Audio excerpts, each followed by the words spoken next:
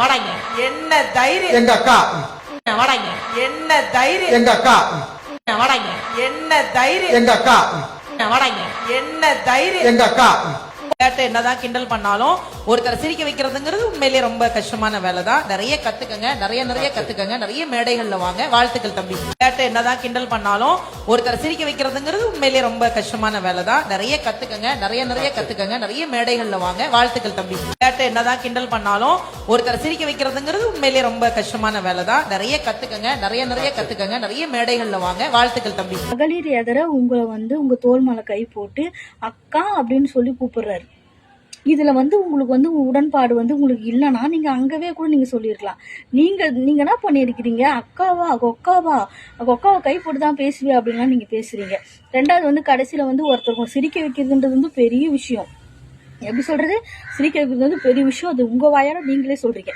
இப்படி சொல்லிட்டு அந்த மனுஷனை இப்படி எல்லாம் பேசுறீங்களே, உங்களுக்கு நல்லா இருக்குதா? கருமம் முடிச்சோன்ட்டு மாக்காப்பாலாம் சொன்ன மாதிரி நீங்களும் அதே மாதிரி சொல்றீங்க.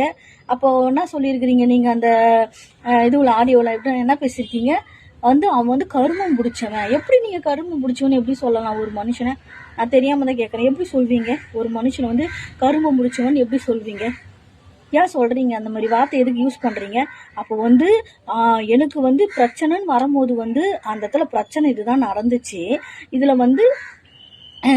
வினோத் தலையிட்டாரு.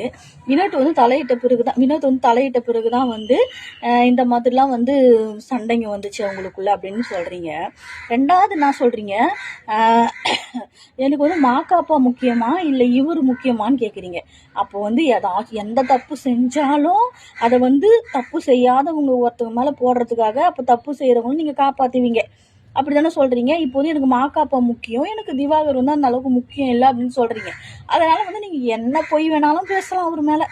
அப்படித்தானே நீங்க எல்லாம் தீர்மானத்துல இருக்கிறீங்க.